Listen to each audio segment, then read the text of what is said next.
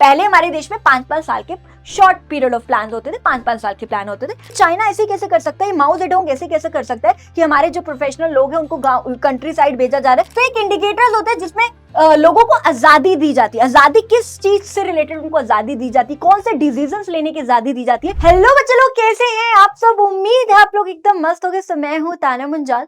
सो मेरे प्यारे प्यारे बच्चे लोग, बच्चों आज एक क्विक रिवीजन करने वाले हैं। चैप्टर का नेम देख लीजिए, चैप्टर का नेम है आपका comparative development experience of India and it's neighbours के बारे में हम पढ़ने वाले हैं। यानी नेबर का मतलब यहाँ पे पाकिस्तान और चाइना की हम बात कर रहे हैं कि इंडिया, चाइना और पाकिस्तान के बारे में हम पढ़ने वाले हैं कि इंडिया की क्या क्या पॉलिसीज, क्या क्या रिफॉर्म्स लेके आई थी। ये सारी चीजें पढ़ने वाले कि इंडिया ने क्या ऐसे डेवलपमेंट स्ट्रैटेजीज अडॉप्ट करी, चाइना ने क्या ऐसा किया, या पाकिस्तान ने ऐसे क्या डेवलपमेंट स्ट्रैटेजीज के अडॉप्ट करे। तो हम तीनों कंट्रीज को कंपेयर करेंगे यहाँ पे, ठीक है जी। तो चलिए जी, सो शुरुआत करते हैं मेरे बच्चे इस चैप्टर में। फटाफट से देख लीजिए आप कौन कौन से टॉपिक्स को हम पढ़ने वाले हैं।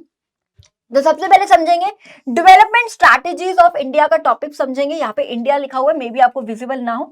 डेवलपमेंट स्ट्रैटेजीज ऑफ पाकिस्तान की क्या क्या डेवलपमेंट स्ट्रैटेजीज थी, चाइना की क्या क्या डेवलपमेंट स्ट्रैटेजीज थी, कॉमन स्ट्रैटेजी ऑफ इंडिया, ये टॉपिक करेंगे। उसके बाद चाइना एंड पाकिस्तान का टॉपिक करने वालेंगे, कंपेरेटिव परफॉर्मेंस करेंगे इंडिया, चाइना एंड पाकिस्तान की, और लास्ट में हम लिबर्टी इंडिकेटर क्या है, री emergence of poverty in Pakistan का टॉपिक करने वाले। और इस चैप्टर को बहुत ही बढ़िया तरीके से हम क्या कर देंगे, समाप्त कर देंगे। सो शुरुआत करें, let's begin with the chapter. So सबसे पहले टॉपिक समझेंगे मेरे बच्चे, हम पढ़ेंगे डेवलपमेंट स्ट्रैटेजीज ऑफ इंडिया, कि यानी हमारे भारत ने ऐसी क्या क्या स्ट्रैटेजीज अडॉप्ट करी डेवलपमेंट के लिए। डेवलपमेंट के लिए क्या क्या स्ट्रैटेजीज को अडॉप्ट किया ताकि इंडिया का जीडीपी बढ़े, इंडिया में ग्रोथ आए, डेवलपमेंट आए इंडिया के अंदर, ठीक है। तो क्या क्या स्ट्रैटेजीज को अडॉप्ट किया, तो हम शुरुआत करते हैं। सबसे पहले हम बात करते हैं, सबसे पहले बात करेंगे कि हमारे भारत को कब आजादी मिली थी। तो आपको पता होना चाहिए 15 अगस्त 1947 को आजादी मिली थी। बहुत इंपॉर्टेंट चैप्टर है मेरे बच्चे, बहुत ज्यादा इंपॉर्टेंट चैप्टर है।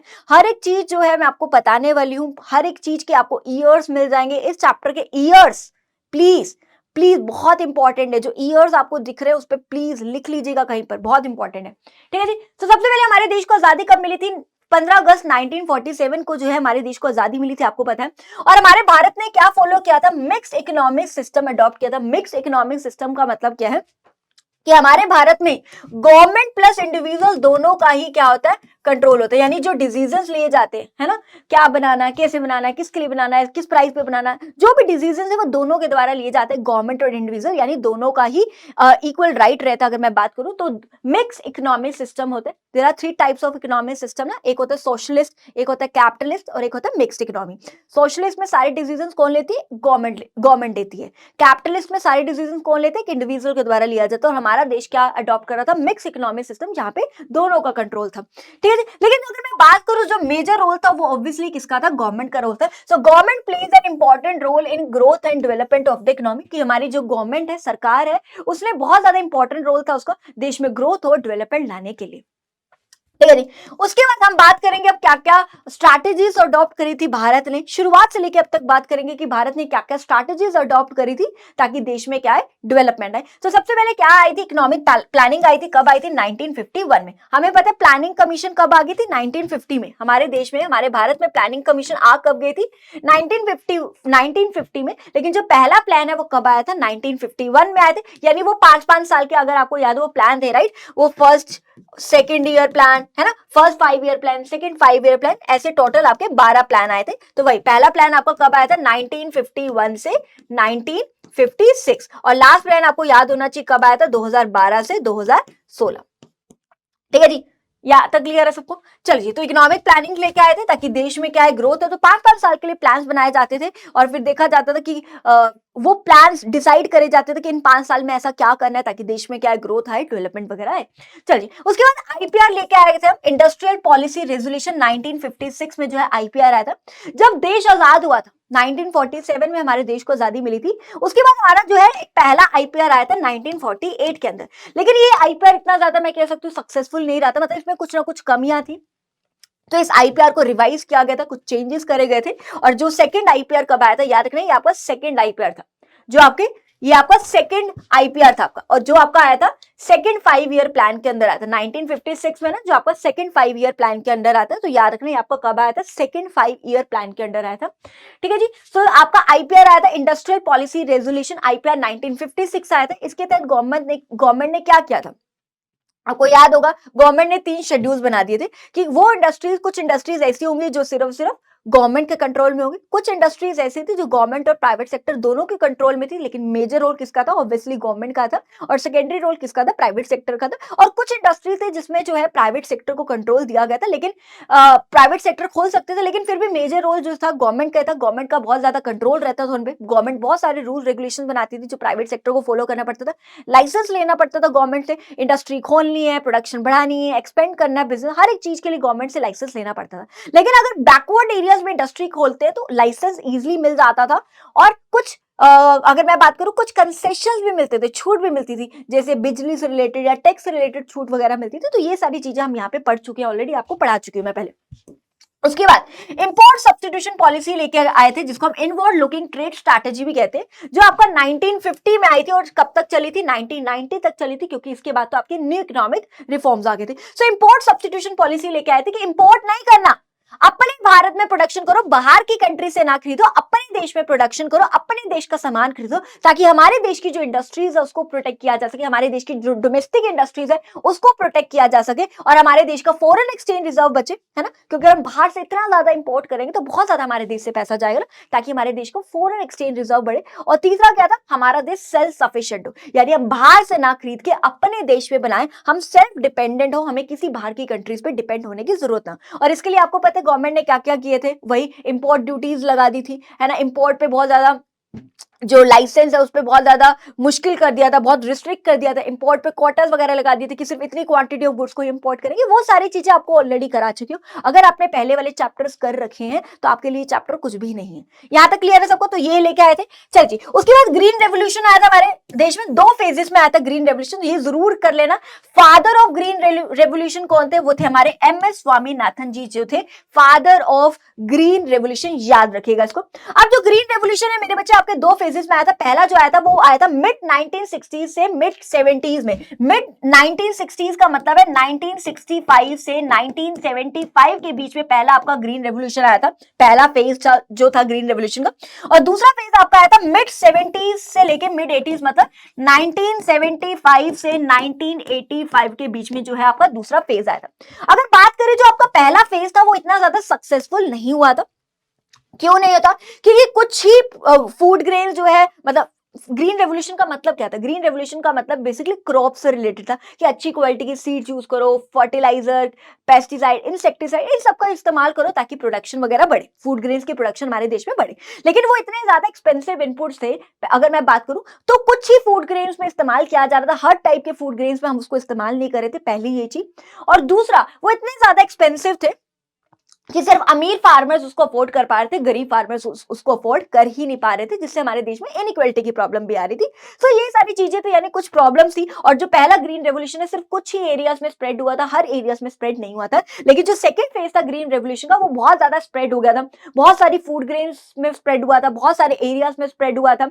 और फार्मर्स के लिए सरकार ने क्या किया, उनको सब्सिडीज दी, HYV सीड, इंसेक्टिसाइड, पेस्टिसाइड, इन चीजों पे फार्मर जो है उनको सब्सिडीज दे रहा था, छूट दे रहा था फार्मर्स को। क्यों दे रहा था उनको सब्सिडीज वगैरह, ताकि फार्मर्स इन सबको खरीद पाए। और यही कारण है कि सेकंड फेज में जो ग्रीन रेवोल्यूशन है वो क्या हो गया था, सक्सेसफुल हुआ था। अमीर फार्मर तो कर ही पा रहे थे, खरीद ही पा रहे थे, अब गरीब फार्मर भी इसको खरीद पा रहे थे। क्यों, क्योंकि फार्मर्स को सब्सिडीज देती थी, छूट देती थी, मार्केट से कम रेट पर इनको ये सारे इनपुट्स मिलने लग गए थे। चल जी, नेक्स्ट है मेरे बच्चे न्यू इकोनॉमिक रिफॉर्म्स। क्या होता है, ध्यान समझिएगा। न्यू इकोनॉमिक रिफॉर्म्स हमारे देश में आए थे 1991 में आया था। LPG पॉलिसीज वगैरह जो है हमारे देश में आ गई थी। लिबरलाइजेशन, प्राइवेटाइजेशन, ग्लोबलाइजेशन आया था। और इसको आपको पता ही है, बहुत ज्यादा हमारे देश में इसकी वजह से देश में डेवलपमेंट आई, देश में बहुत ज्यादा ग्रोथ हुआ। तो ये सारी चीजें आपको पता ही है। लिबरलाइजेशन, प्राइवेटाइजेशन, ग्लोबलाइजेशन आया था, जब कब आया था, 1991 में आया था, जिससे हमारे देश में बहुत ज्यादा क्या हुई थी, डेवलपमेंट हुई थी। नेक्स्ट है मेरे बच्चे, शिफ्ट हो गए थे हम फ्रॉम 5 ईयर प्लान से पर्सपेक्टिव प्लान में शिफ्ट हो गए थे with a vision of 15 years in 2017। देखिए भाई, अगर मैं बात करूं, पहले 5-5 साल के प्लान होते थे, यानी शॉर्ट पीरियड ऑफ प्लान्स रहते थे 5-5 साल के। उसके बाद उसको पर्सपेक्टिव प्लान में शिफ्ट कर दिया था। पर्सपेक्टिव प्लान का मतलब था लॉन्ग ईयर प्लान्स हो गए थे। और 15 साल का विजन देखा था 2017 में। अगर मैं बात करूं पहले प्लानिंग कमीशन थी, टोटल 12 प्लान्स आपके आए थे पहले, ठीक है जी। पहला प्लान लिख लेना 1951 से 19 कब तक आया था, 56 तक, और लास्ट प्लान आपका कब आया था, 2012 से 2016। प्लानिंग कमीशन के द्वारा किया जाता, ये 2012 से 2016 आएगा, देख लो 5 साल, 12 13 13 14 14 15 15 16 16 17 17 तक आएगा, ठीक है जी, 17 तक था, ठीक है जी। अब क्या हुआ था, प्लानिंग कमीशन को किससे रिप्लेस कर दिया गया था, नीति आयोग से कर दिया था, नीति आयोग से। कब किया था, 2015 में आई थी, यही था ना, प्लानिंग कमीशन को किससे रिप्लेस कर दिया गया था, नीति आयोग से रिप्लेस कर दिया गया था, जो कि 2015 में, ठीक है जी। अब ये प्लान चल रहा था। सो नीति आयोग ने क्या किया था, उसने जो है शॉर्ट जो 5-5 साल के प्लान थे, जो 5-5 इयर्स के प्लान थे, उसको किस में कन्वर्ट कर दिया था, पर्सपेक्टिव प्लान में कन्वर्ट कर दिया था, यानी लॉन्ग पीरियड गोल्स में कर दिया था। 15 साल का विजन देखते हुए, 15 इयर्स का विजन देखते हुए, यानी जो 2017 से शुरू हो रहा था, और देख लीजिए अब 15 साल आई गेस 2032 होना चाहिए, बट चेक कर लेना 15 साल कितने बनते, वो अब 2032 में पता चलेगा। बेसिकली इन्होंने टारगेट रखे कि इतने 15 साल के अंदर हमें क्या क्या करना है, देश में क्या क्या डेवलपमेंट लेके आनी, वो तो 15 साल के बाद पता चलेगा कि कितनी ग्रोथ आई देश में, कितनी डेवलपमेंट आई हमारे देश में। तो ये हमने बात करी है। पहले हमारे देश में 5-5 साल के शॉर्ट पीरियड ऑफ प्लान होते थे, 5-5 साल के प्लान होते थे। 2015 में नीति आयोग हुई, ठीक है जी। अब बच्चों के दिमाग का आएगा मैम 2017 से ही क्यों शुरू हुआ, नीति आयोग जब 15 में आ गई थी 2017 से क्यों शुरू हुआ, क्योंकि अभी लास्ट प्लान चल रहा था, अभी एग्जिस्टिंग में था, खत्म नहीं हुआ था, इसलिए 2 साल तक 2015 से 2017 में उन्होंने बहुत सारी प्लानिंग्स वगैरह करी कि क्या क्या टारगेट फिक्स करे कि क्या क्या करने हैं, ठीक है जी। उसके बाद 2017 में जो है उसको जो है एक 15 साल का विजन देखते हुए फिर उन्होंने एक उसको कन्वर्ट कर दिया फ्रॉम 5 ईयर प्लान से इनटू अ पर्सपेक्टिव प्लान, यानी लॉन्ग पीरियड प्लान में। वो तो अब हमें 2032 में ही पता चलेगा कि कितनी ग्रोथ आई, कितनी डेवलपमेंट आई। देख लेना भाई 15 साल यहीं तक हो रहे हैं ना, चेक कर लेना एक बार, ठीक है जी। तो ये सारी स्ट्रैटेजीज अडॉप्ट करी थी भारत ने, ताकि देश में क्या है ग्रोथ आए, ताकि देश में क्या है डेवलपमेंट आए। अब बात करते हैं मेरे बच्चे, आगे हम बात करेंगे पाकिस्तान की तरफ, हम बात करेंगे कि पाकिस्तान ने क्या क्या स्ट्रैटेजीज को अडॉप्ट किया ताकि पाकिस्तान में क्या आ सके, डेवलपमेंट आ सके। तो सबसे पहले शुरुआत करते हैं कि पाकिस्तान में आजादी कब मिली थी। अब पाकिस्तान को 14 अगस्त 1947 को जो है पाकिस्तान को आजादी मिली थी।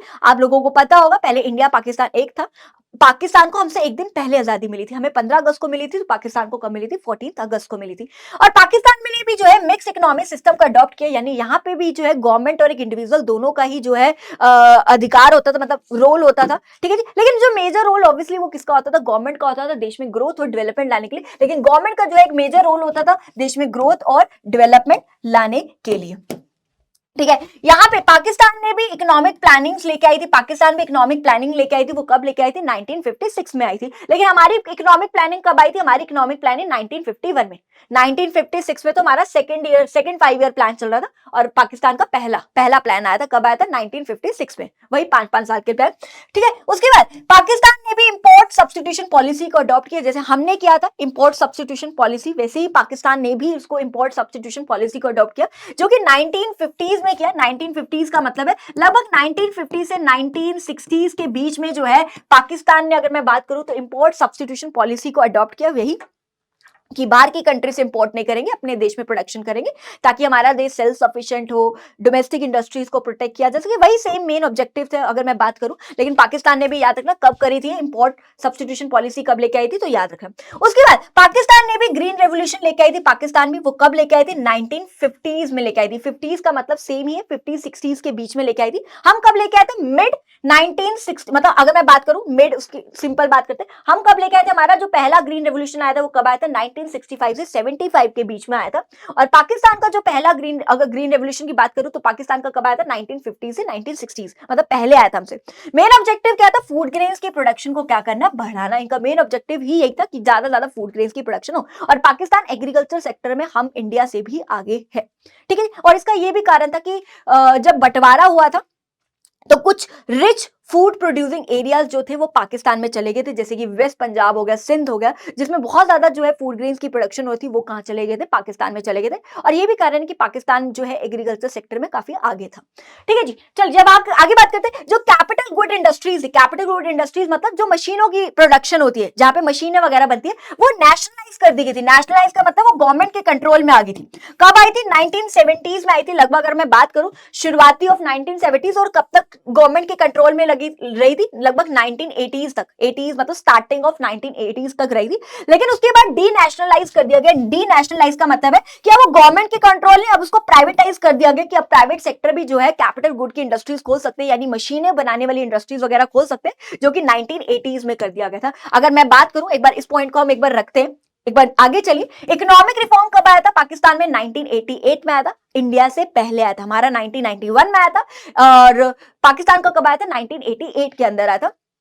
Same he type of reform से एलपीजी पॉलिसीज वगैरह अगर मैं बात करूं, सेम ही टाइप ऑफ थे, लेकिन हमारे से पहले आ गया था पाकिस्तान में, और हमारा बाद में आया था। अगर आप देखो, यही अगर हमने बात करी, पहले जो था हर एक चीज गवर्नमेंट के कंट्रोल में थी, लगभग अर्ली 80s की बात करूं, उसके बाद डी नेशनलाइज कर दिया गया, तो क्योंकि प्राइवेटाइज हो गया, प्राइवेटाइजेशन हो गई थी, तो प्राइवेटाइज हो गया, तो लगभग लेट 1980s का मतलब जैसे कि 1988 मान लेते हैं, तो उस टाइम पे जो है गवर्नमेंट ने क्या कर दिया था? डी नेशनलाइज कर दिया था, यानी अब प्राइवेट सेक्टर को कंट्रोल दे दिया गया था कि अब प्राइवेट सेक्टर भी जो है कैपिटल गुड की इंडस्ट्रीज को खोल सकते हैं। पहले गवर्नमेंट के अंडर आती थी। अब बात करते हैं मेरे बच्चे डेवलपमेंट स्ट्रैटेजीज ऑफ चाइना की। हम बात करते हैं कि चाइना ने क्या क्या स्ट्रैटेजीज को अडॉप्ट किया। तो सबसे पहले बात करते हैं पीपल रिपब्लिक ऑफ चाइना क्या था 1949 में। पीपल रिपब्लिक ऑफ चाइना का मतलब है कि चाइना को कब आजादी मिली थी? 1949 में मिली थी, ठीक है। तो याद रखना, चाइना को कब आजादी मिली थी? 1949 में, हमारे देश के बाद मिली थी, राइट। चलिए, चाइना ने जो है सोशलिस्ट इकोनॉमी को अडॉप्ट किया, जिसको हम कमांड इकोनॉमी भी कहते हैं, जहां पे सारे डिसीजंस कौन लेती है? गवर्नमेंट के द्वारा लिया जाता है। चाइना ने भी इकोनॉमिक प्लानिंग्स लेके आई थी। चाइना भी इकोनॉमिक प्लानिंग लेके आई थी। वो कब लेके आई थी? 1953 में जो है चाइना जो है इकोनॉमिक प्लानिंग्स को लेके आई थी, याद रखिएगा। उसके बाद हम बात करते हैं क्यों प्लानिंग्स लेके आई थी? ताकि देश में जो है ग्रोथ आए, चाइना में जो है डेवलपमेंट वगैरह आए, ठीक है जी। तो चाइना भी जो प्लानिंग्स लेके आई थी ताकि चाइना के अंदर ग्रोथ हो, डेवलपमेंट वगैरह आ सके। नेक्स्ट है मेरे बच्चे, कुछ स्ट्रैटेजीज वगैरह अडॉप्ट करी थी चाइना ने, कुछ कैंपेन्स वगैरह चलाई थी। सबसे पहली कैंपेन थी ग्रेट लीप फॉरवर्ड, जिसको जीएलएफ बोला जाता है। ये कैंपेन चलाई थी चाइना ने 1958 के अंदर चलाई थी, लेकिन ये 1960 में ही एंड होगी थी, जो हम डिटेल में पढ़ेंगे क्या है जीएलएफ का टॉपिक। तो ये कैंपेन चलाई थी चाइना ने। क्यों चलाई थी? यही मेन ऑब्जेक्टिव यही था कि इंडस्ट्रियल सेक्टर में ग्रोथ लाना जो है मेन ऑब्जेक्टिव था, जो हम डिटेल्ड में आगे बात करेंगे। उसके बाद ग्रेट प्रोलेटेरियन कल्चरल रेवोल्यूशन भी जो है एक चाइना लेके आई थी, जो कब लेके आई थी? 1965 में लेके आई थी, और कब तक चला था? 1976 में। लगभग मोटा मोटा बात करूं तो 10 इयर्स तक ये रेवोल्यूशन, ये जो कैंपेन अगर मैं बात करूं, ये रेवोल्यूशन चला था, जो हम डिटेल्ड में अभी चलेंगे ये क्या है, ठीक है। और उसके बाद चाइना भी इकोनॉमिक रिफॉर्म्स लेके आई थी। 1978 में चाइना के जो है इकोनॉमिक रिफॉर्म्स आए थे। अगर मैं बात करूं इंडिया और पाकिस्तान की बात करूं, तो इंडिया पाकिस्तान में जो रिफॉर्म्स आए थे वो मजबूरी थी हमारे देश की, क्योंकि हमारे देश की बहुत बुरी हालत थी। इतनी ज्यादा बुरी हालत थी हमारे देश के, इतने अधिक खर्चे हो रहे थे ना, कि हमें जो है बाहर वर्ल्ड बैंक या आईएमएफ से लोन लेने की, आपको पता है ना, रिक्वायरमेंट आ गई थी, ठीक है। तो उन्होंने क्या बोला था? अपनी पॉलिसीज में चेंज करो, हम आपको लोन दे देंगे। तो इंडिया को तो $7 बिलियन का लोन भी मिला था, अगर आपको याद हो, राइट। इतनी बुरी हालत थी, इवन इतनी बुरी हालत थी हमारे देश की कि हमें अपने देश का सोना तक गिरवी रखने की हालत हो गई थी हमारे देश की, इतनी बुरी हालत थी। तो मजबूरी में हमने जो है न्यू इकोनॉमिक पॉलिसीज वगैरह लेके आई थी। लेकिन जो चाइना, वो मजबूरी में नहीं लेके आई थी। चाइना जो लेके आई थी इकोनॉमिक पॉलिसीज, वो ग्रोथ और डेवलपमेंट लाने के लिए लेके आई थी, और हमसे पहले लेके आई थी। इंडिया और पाकिस्तान दोनों से पहले लेके आई थी। क्यों लेके आई थी? ताकि ग्रोथ और डेवलपमेंट आ सके चाइना के अंदर। और चाइना ने वन चाइल्ड पॉलिसी को अडॉप्ट किया था 1979 के अंदर अडॉप्ट किया था, जो खत्म हो गई थी 2016 में।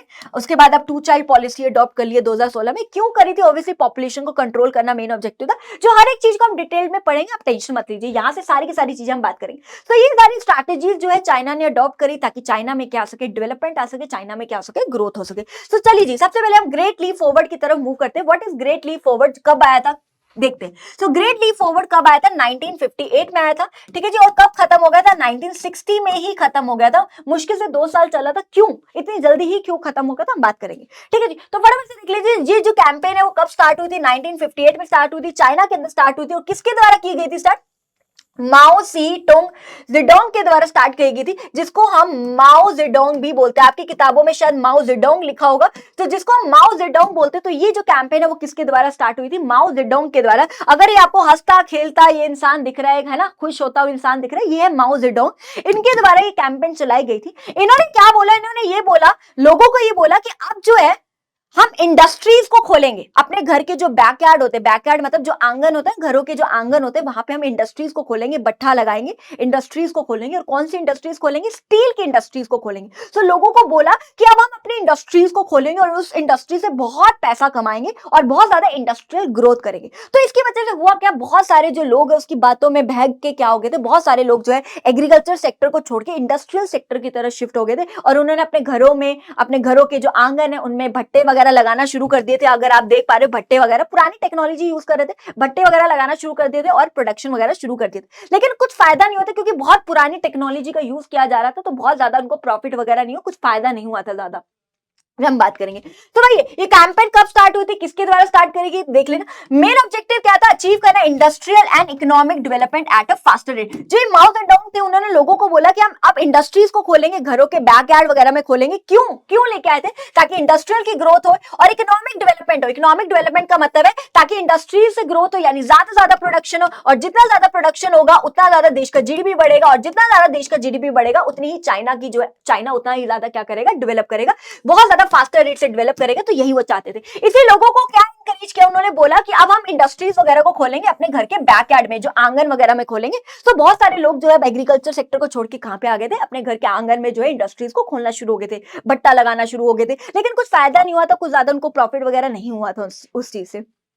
ठीक है, अब हुआ क्या था, अब इतने सारे लोग जो है एग्रीकल्चर से जो है इंडस्ट्रियल सेक्टर की तरफ शिफ्ट हो गए थे, तो अब एग्रीकल्चर में पॉपुलेशन बहुत ही कम रह गई थी, बहुत ही कम जो है पॉपुलेशन रह गई थी। अब इस चीज के लिए अब इस माओ जेडोंग ने क्या किया, तो माओ जेडोंग ने अब क्या किया, अब एग्रीकल्चर में बहुत कम पॉपुलेशन रहेगी, तो इस चक्कर में उन्होंने बोला, उन्होंने कम्यून सिस्टम को स्टार्ट किया। कम्यून सिस्टम का मतलब है एक ग्रुप बना दिया, कुछ लोगों के ग्रुप बना दिए। तो टोटल अगर हम बात करें, टोटल 26,000 कम्यून्स बना दिए। कम्यून्स मतलब ग्रुप बना दिए, ठीक है, ग्रुप बना दिए। कुछ जैसे इसके अंदर काफी सारे जो है, मान लो एग्रीकल्चर जो फार्मर्स वगैरह थे उनके ग्रुप बना दिए। क्यों बना दिए? और उनको बोला कि तुम मिलकर फार्मिंग करो। तुम सारे फार्मर 26,000 कम्यून मतलब ग्रुप बना दिया और उनको बोला कि तुम मिलकर फार्मिंग करो, मिलकर खेती करो। ठीक है, तो यही बोला। So it means commune start करा, इट मींस पीपल को एनकरेज किया गया कि वो कलेक्टिव फार्मिंग करे, यानी मिलकर फार्मिंग करे। और टोटल कितने कम्यून्स यानी ग्रुप बना दिए थे, टोटल अगर बात करें तो टोटल 26,000 कम्यून्स वगैरह बना दिए थे,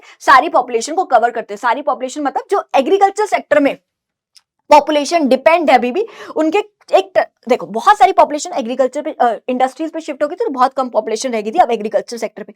अब इसके लिए उन्होंने क्या किया था, 26,000 कम्यून्स बना दिए थे, ग्रुप बना दिए थे और उनको बोला था कि तुम मिलकर फार्मिंग करो। अब हुआ क्या था, प्रॉब्लम क्या हुई थी, अब हुआ क्या था, अब इतने सारे लोग जब इंडस्ट्रीज पे शिफ्ट हो गए, तो अब एग्रीकल्चर पे बहुत कम लोग डिपेंड थे, बहुत कम पॉपुलेशन डिपेंड हो गई थी अब एग्रीकल्चर सेक्टर पे। इस वजह से फूड ग्रेन्स की प्रोडक्शन हमारे देश में बहुत ही कम होने लगी थी। अब फूड ग्रेन्स की प्रोडक्शन ऑलरेडी पहले बहुत कम होने लगी थी, और प्रॉब्लम ये हुई कि उस साल जो है देश में ड्रॉट आ गया, चाइना के अंदर ड्रॉट आ गया, सूखा पड़ गया, बारिश नहीं। अब बारिश नहीं तो सारी फसलें खराब होगी। इस वजह से इतनी ज्यादा भूखमरी की प्रॉब्लम आ गई थी चाइना में, इतनी ज्यादा भूखमरी की प्रॉब्लम आ गई थी, तो इतने लोग बड़े थे, लगभग 30 मिलियन पीपल जो है, बहुत मतलब कितने लोगों की जान चली गई थी इसकी वजह से, बहुत लोग भूखमरी की वजह से मर गए थे। ठीक है, तो ये कैंपेन जो है खत्म हो गई थी 1960 में। क्यों होगी थी? And this program face many problem, बहुत सारी प्रॉब्लम आ गई थी, किसकी वजह से? Due to several drought in China, बहुत ज्यादा ड्रॉट मतलब भूखमरी की, मतलब सूखा पड़ गया था। पहली फूड ग्रेन्स की प्रोडक्शन का, ऊपर से बारिश नहीं आई, सूखा पड़ गया, तो बिल्कुल ही सारी फसलें खराब होगी। अब बिल्कुल फसलें ही नहीं हुई तो बहुत ज्यादा भूखमरी की प्रॉब्लम आ गई, समझ पा रहे हो? अब भूखमरी की प्रॉब्लम आ गई तो बहुत सारे जो लोग हैं उनकी डेथ होगी, मतलब इतने सारे लोगों की जो है डेथ होगी। अब फिर लोग इसके खिलाफ चले गए कि भाई तेरी वजह से हुआ है। चलो मान लिया ड्रॉट में इसका कोई कारण नहीं था, बट इसने बोला ना कि सारे इंडस्ट्रीज पे जाओ, इंडस्ट्रीज में तुम बहुत पैसा कमाएंगे। इस वजह से कितने लोग जो है इंडस्ट्रियल सेक्टर पे चले गए, और इसी के कारण जो है फूड ग्रेन्स की प्रोडक्शन वगैरह जो है हमारे देश में कम होने लगी थी। तो सबने इस पे ब्लेम डाल दिया कि तेरी वजह से हुआ, तेरी वजह से हुआ। तो अब जो है क्या हुआ, अब 1960 में खत्म हुआ, अब सबने क्या कर दिया, इसके ऊपर ब्लेम डाल दिया कि तेरी वजह से हुआ है, तेरी वजह से इतने लोग मरे, तेरी वजह से भूखमरी की प्रॉब्लम आई है, तेरी वजह से हम लोग इंडस्ट्रीज पे गए ना, हमें वहां पे प्रॉफिट हो, और इसी वजह से फूड ग्रेन्स की प्रोडक्शन भी जो है हमारे देश में क्या हुई, कम हुई। अगर हम नहीं जाते तो हम बहुत ज्यादा फूड ग्रेन्स बना लेते, तेरी वजह से सब हुआ है। अब इसको लगा, अब सब लोग इसके खिलाफ हो गए, सबने बोला हटाओ इसको गद्दी से हटाओ, ये नहीं रहेगा, अब ये लीडर नहीं रहेगा हमारा, इसको हटाओ, अब इसको हटाओ, इसको हटाओ। अब बोला कि अब कैपिटलिस्ट इकोनॉमी लेकर, जैसे कि अमेरिका में कैपिटलिस्ट इकोनॉमी है, एक इंडिविजुअल का राइट होता है, अब यहाँ पे भी यही होना चाहिए चाइना के अंदर। अब इसको डर लगने लगा कि मेरी गद्दी तो भाई अब दिक्कत में है, भाई मुझे तो निकाल दिया जा सकता है। अब जो लोग इसके खिलाफ थे जो जो लोग इसके खिलाफ थे उन सबको उसने क्या कर दिया, बाहर निकाल दिया, मतलब उनको मरवा दिया। ध्यान समझिए, अब सब लोग इसके खिलाफ थे, इसको पता चल गया इसकी गद्दी अब जो है रिस्क में है, तो जो जो इसके खिलाफ थे सबको उसने मरवा दिया। आपको पता ही, तो इसने सबको क्या कर दिया, मरवा दिया। और उसके बाद फिर उसने क्या किया, उसने ग्रेट प्रोलेटेरियन कल्चरल रेवोल्यूशन वो लेके आई थी। कब लेके आई थी, ध्यान से समझना, कब लेके आई थी, 1965 में लेके आई थी, और ये भी लगभग 10 साल तक चला था। कब तक आया था, ईयर याद रख लें, 1976 तक चला था। अब इसने क्या किया, इस रेवोल्यूशन के तहत इसने क्या किया, कुछ बच्चे और कुछ प्रोफेशनल्स, कौन से प्रोफेशनल्स थे, रशियन प्रोफेशनल्स थे।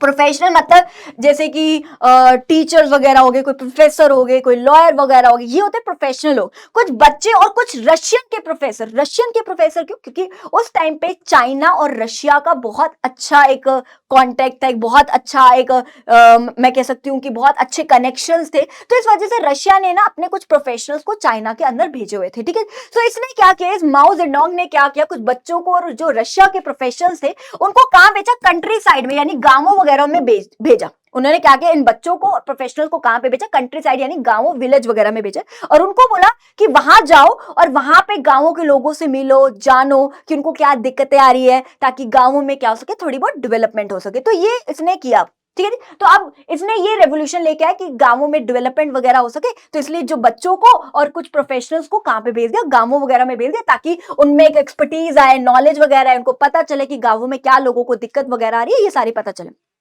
ठीक है। और बच्चों भी अगर किसी बड़े प्रोफेशनलिज्म के साथ, एक प्रोफेशनल बंदे के साथ रहेंगे तो उनमें भी नॉलेज आएगी, प्रोफेशनलिज्म आएगा इसके अंदर भी, उनको भी सीखने को मिलेगा, बच्चों को भी, है ना। तो उन्होंने मिलकर इनको भेज दिया गांवों में।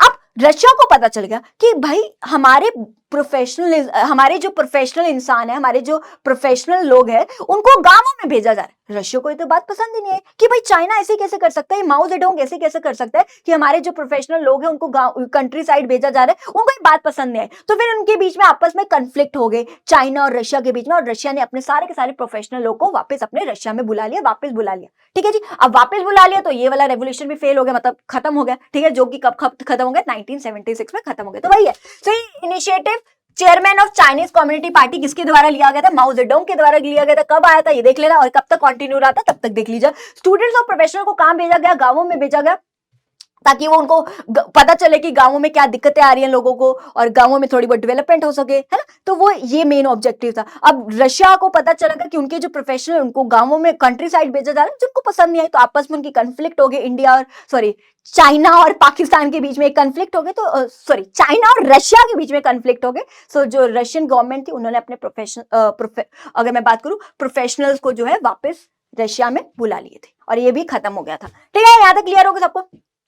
चलिए अब बात करते हैं, हम यहाँ पे क्या बात कर रहे हैं कि चाइना ने क्या क्या डेवलपमेंट स्ट्रैटेजीज अडॉप्ट करी। तो हमने पहले ये बात कर ली, फिर हमने ये भी बात कर ली। अब इकोनॉमिक रिफॉर्म्स लेके आई थी चाइना, कब लेके आई थी, 1978 के अंदर जो है चाइना जो है अपनी इकोनॉमिक रिफॉर्म्स लेके आई थी। और ये मजबूरी में नहीं लेके आई थी, क्यों लेके आई थी, ताकि चाइना में क्या आ सके, ग्रोथ हो सके, चाइना में क्या आ सके, डेवलपमेंट आ सके। तो अब बात करते हैं क्या क्या रिफॉर्म्स है। पहला जो है 2 फेजेस में जो है रिफॉर्म्स को लेके आई थी, 2 फेजेस में अपने रिफॉर्म्स को इंट्रोड्यूस करे थे। पहले फेज में जो है उन्होंने एग्रीकल्चर पे ध्यान दिया कि एग्रीकल्चर में ग्रोथ है, फॉरेन ट्रेड पे ध्यान दिया, फॉरेन ट्रेड मतलब विदेशी व्यापार, एक्सपोर्ट इंपोर्ट पे ध्यान दिया कि चाइना का एक्सपोर्ट इंपोर्ट बढ़े, इन्वेस्टमेंट पे ध्यान दिया कि चाइना की जो फॉरेन इन्वेस्टमेंट बढ़े, ताकि ज्यादा से ज्यादा बाहर के लोग हमारे देश में यानी चाइना के अंदर आए, पैसा लगाए, ताकि चाइना में प्रोडक्शन बढ़े, चाइना का जीडीपी बढ़े, चाइना में क्या सके, ग्रोथ है। तो चाइना के ये स्टार्टिंग में उन्होंने फर्स्ट फेज पे इन चीजों पे ध्यान दिया कि ज्यादा ज्यादा उनके देश में इन्वेस्टमेंट हो, क्योंकि जितना ज्यादा देश में इन्वेस्टमेंट होगी उतना ज्यादा जो है देश में प्रोडक्शन होगी, और जितना ज्यादा प्रोडक्शन होगी उतना ही चाइना की जीडीपी बढ़ेगी, और उतना ही चाइना क्या करेगा, ग्रोथ और डेवलप करेगा। ये उनका ऑब्जेक्टिव था।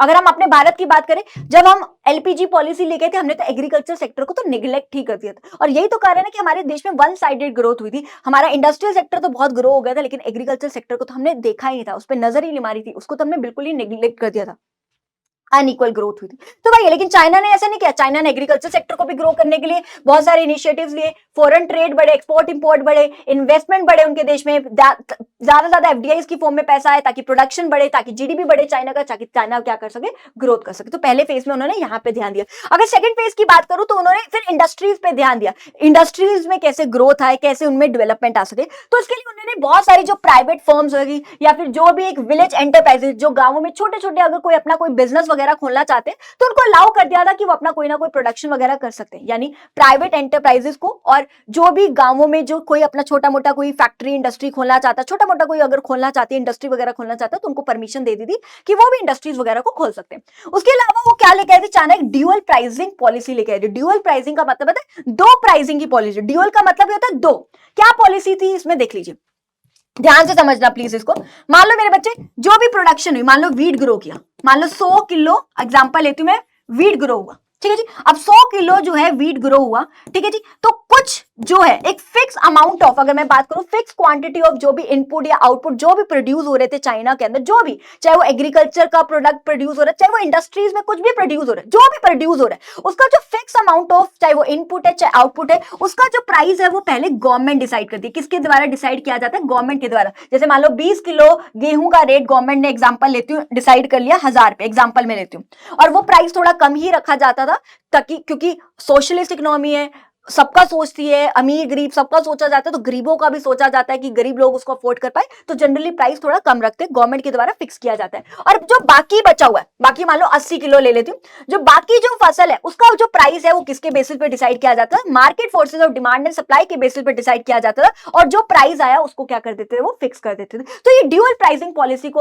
अडॉप्ट किया गया, जिसमें कुछ फिक्स अमाउंट ऑफ जो भी इनपुट या आउटपुट प्रोड्यूस हो रहा है, जो फिक्स अमाउंट जो है पहला जो है गवर्नमेंट के द्वारा डिसाइड किया जाता था, जो जनरली गवर्नमेंट इसको कम रखती थी ताकि समाज का भला हो, और बाकी जो है जो फिक्स अमाउंट जो है बाकी जो बचा हुआ है वो जो है मार्केट फोर्सेस और डिमांड एंड सप्लाई के बेसिस पे क्या किया जाता था, डिसाइड किया जाता था। तो भाई बात करें जो भी फार्मर्स प्रोड्यूस करे या जो भी इंडस्ट्रीज में प्रोडक्शन हो रही है, ठीक है, किस प्राइस पे खरीदा है बेचा जाएगा, फिक्स क्वांटिटी ऑफ इनपुट और आउटपुट जो भी प्रोड्यूस हो रहा है on the price fix by the government. जो क्या बोला जा रहा है, जो भी फार्मर्स प्रोड्यूस करे, यानी एग्रीकल्चर में जो प्रोडक्शन है, चाहे वो इंडस्ट्रीज में कुछ भी प्रोड्यूस हो रहा है, जो एक फिक्स क्वांटिटी ऑफ इनपुट और आउटपुट है उसका जो प्राइस है किस पे खरीदा बेचा जाएगा, जो fix quantity of input output है उस किस पे खरीदा और बेचा जाएगा, उस प्राइस पे जो गवर्नमेंट डिसाइड करती है। और जो बाकी रिमेनिंग है, बाकी जो रेस्ट है उसको किस पे खरीदा बेचा जाएगा, वो मार्केट प्राइस पे। मार्केट प्राइस का मतलब है जो मार्केट फोर्सेस और डिमांड एंड सप्लाई के बेसिस पे डिसाइड हुए। तो इस तरह से ड्यूअल प्राइस पॉलिसी को उन्होंने क्या किया, अडॉप्ट किया था, ठीक है जी। उसके बाद स्पेशल इकोनॉमिक जोन सेल्स को लेके आई थी। इसका मेन ऑब्जेक्टिव क्या था, सेल्स को लाने का मेन ऑब्जेक्टिव क्या था चाइना के अंदर, चाइना ने बोला, चाइना चाहती थी कि जो भी स्पेशल जोन है, मतलब कि जो बैकवर्ड एरियाज है चाइना के, वो चाइना चाहती थी कि वो बैकवर्ड एरियाज जो है वो डेवलप हो। तो उन्होंने बोला लोगों को कि अगर तुम बैकवर्ड एरियाज में इंडस्ट्रीज को खोलोगे, लोगों को बोला कि अगर तुम अपने बैकवर्ड एरियाज में इंडस्ट्रीज को खोलोगे तो हम तुम्हें कुछ स्पेशल बेनिफिट्स देंगे। अगर तुम स्पेशल जोन में, स्पेशल जोन मतलब कुछ बैकवर्ड एरियाज में, बैकवर्ड जोन में इंडस्ट्रीज को खोलोगे तो हम तुम्हें कुछ स्पेशल बेनिफिट्स देंगे। लोगों को बोला क्या क्या बेनिफिट्स देंगे, जैसे हम तुम्हें रॉ मटेरियल में सब्सिडी दे देंगे, छूट दे देंगे, मार्केट से कम रेट पे प्रोवाइड कर देंगे, बिजली में तुम्हें थोड़ी सस्ती करवा देंगे, टैक्स में थोड़ी तुम्हें छूट दे देंगे, लेबर तुम्हें सस्ते रेट पे प्रोवाइड कर देंगे। तो लोगों को बोला कि अगर तुम बैकवर्ड एरिया में इंडस्ट्रीज को खोलते हो तो हम तुम्हें ये सारे बेनिफिट्स देंगे। ऐसा क्यों, क्योंकि चाइना चाहती थी, चाइना की गवर्नमेंट ये चाहती थी कि बैकवर्ड एरियाज में ज्यादा इंडस्ट्रीज खुले, क्योंकि जितनी ज्यादा इंडस्ट्रीज खुलेगी उतना ज्यादा वो जो एरिया है बैकवर्ड एरिया डेवलप होगा, वहां के लोगों को काम मिलेगा, पैसा आएगा, गरीबी कम होगी, इनइक्वालिटी की प्रॉब्लम कम होगी, प्रोडक्शन बढ़ेगी तो देश का जीडीपी बढ़ेगा, देश में ग्रोथ आएगी, डेवलपमेंट आएगी। तो चाइना यही चाहती थी, इसलिए उन्होंने बोला कि हम तुम्हें ये सारे बेनिफिट्स देंगे अगर तुम बैकवर्ड एरियाज में इंडस्ट्रीज को खोलोगे। और दूसरा मेन एम था एफडीआई वगैरह को इंक्रीज करना है। एफडीआई का मतलब है कि बाहर के जो लोग हैं वो हमारे देश में एफडीआई के फॉर्म में पैसा लेके आए, फॉरेन डायरेक्ट इन्वेस्टमेंट, यानी फॉरेन के लोग हमारे देश में इन्वेस्ट करें ताकि हमारे देश में प्रोडक्शन बढ़े। जितनी ज्यादा हमारे देश में प्रोडक्शन होगी उतना ज्यादा देश का जीडीपी बढ़ेगा, देश में क्या आएगी, ग्रोथ एंड डेवलपमेंट आएगी। तो ये मेन ऑब्जेक्टिव था इनका कि बाहर के जो लोग हैं, इन्वेस्टर्स हैं, जो फॉरेन के लोग हैं, वो चाइना के अंदर ज्यादा से ज्यादा पैसा लगाए, एफडीआई की फॉर्म में चाइना के अंदर पैसा है। और जितना ज्यादा देश में पैसा आएगा, चाइना के पास पैसा होगा, उतनी ज्यादा प्रोडक्शन बढ़ेगी, और जितनी ज्यादा इंडस्ट्रियल प्रोडक्शन बढ़ेगी तो देश का जीडीपी बढ़ेगा, देश में क्या आएगी, ग्रोथ एंड डेवलपमेंट आएगी। तो यहाँ पे इन्होंने ये चीजों पर क्या किया, ध्यान दिया। एम आई क्लियर यहाँ तक, ठीक है जी। और बाहर के लोगों को बोलती थी कि आप अपना पैसा जो है बैकवर्ड एरियाज में लगाओ, बाहर के जो इन्वेस्टर्स है कि बैकवर्ड एरियाज में लगाओ, ठीक है, ठीक है, और इंडस्ट्रीज वगैरह खोलो। तो ये सारी चीजें हमने बात करी। स्पेशल इकोनॉमिक जोन का मतलब है कि जो जोन, जो बैकवर्ड जोन है, उनको डेवलप करने के लिए कि जो लोग हैं बैकवर्ड एरियाज में अपनी इंडस्ट्रीज को खोले ताकि बैकवर्ड एरिया डेवलप हो, उसके लिए वो स्पेशल बेनिफिट देते थे। और मेन ऑब्जेक्टिव ये भी था कि एफडीआई बढ़े हमारे देश में ताकि बाहर के लोग हमारे देश में ज्यादा पैसा लगाए, ठीक है, ज्यादा पैसा लगाएगा, उतने ज्यादा देश में प्रोडक्शन, उतने ज्यादा प्रोडक्शन मतलब देश का जीडीपी बढ़ेगा, देश में ग्रोथ आएगी, देश में क्या आएगी, डेवलपमेंट आएगी। तो ये सारी चीज हम यहाँ पे बात कर रहे हैं। चलिए, उसके अलावा चाइना ने क्या अडॉप्ट करी थी, वन चाइल्ड पॉलिसी अडॉप्ट करी थी, जो कब करी थी 1979 में अडॉप्ट करी थी, क्योंकि चाइना में बहुत ज्यादा जो थी पॉपुलेशन थी, बहुत ज्यादा चाइना में पॉपुलेशन हो गई थी। मतलब अगर उस टाइम पे बात करें तो चाइना नंबर 1 कंट्री था पॉपुलेटेड कंट्री में, आज तो रिप्लेस हो गया, आज इंडिया आ गई।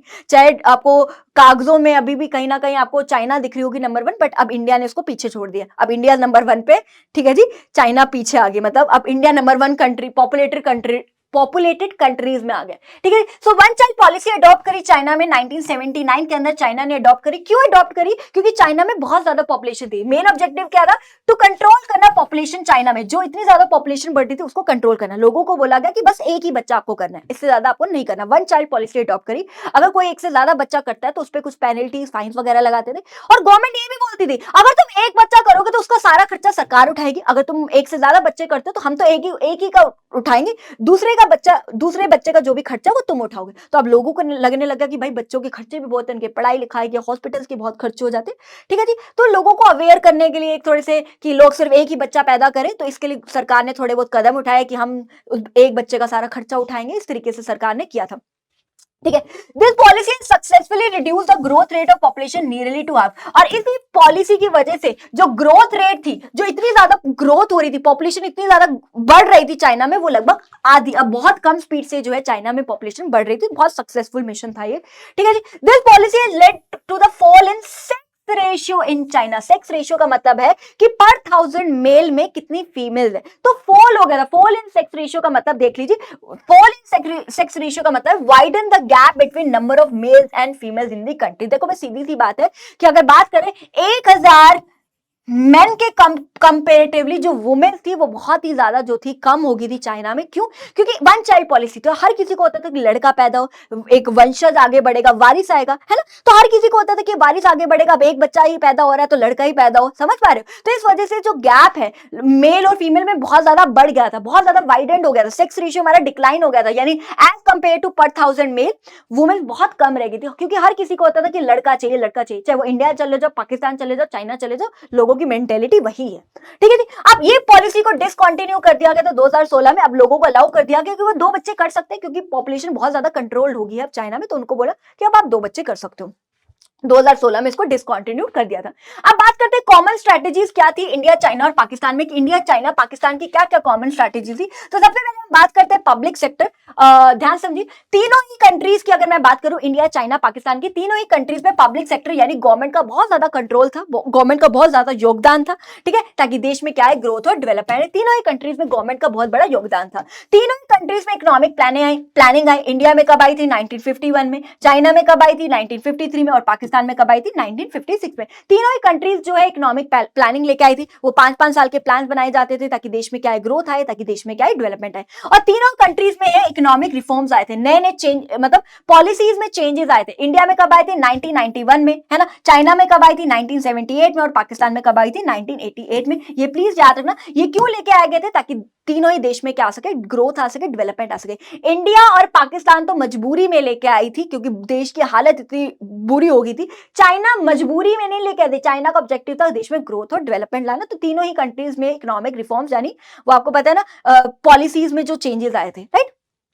चलिए अब बात करते हैं मेरे बच्चे comparative performance of India, China and Pakistan. तीनों का हम कंपैरिजन करेंगे on the basis of demographic indicator, GDP and sectoral changes के बेसिस पे, और ह्यूमन डेवलपमेंट इंडेक्स के बेसिस पे। डेमोग्राफिक इंडिकेटर्स का मतलब है यहाँ पे हम वेरियस एस्पेक्ट्स ऑफ पॉपुलेशन के बारे में पढ़ेंगे, वेरियस एस्पेक्ट्स ऑफ पॉपुलेशन के हिसाब से हम कंपेयर करेंगे इंडिया, चाइना और पाकिस्तान को, जीडीपी के हिसाब से कंपेयर करेंगे। और सेक्टरल चेंजेस मतलब आपको पता है ना, 3 सेक्टर्स होते हैं, एक प्राइमरी सेक्टर, एक सेकेंडरी सेक्टर, एक टर्शियरी सेक्टर। तो तीनों सेक्टर्स के बेसिस पे कंपेयर करेंगे हम इंडिया, चाइना और पाकिस्तान को।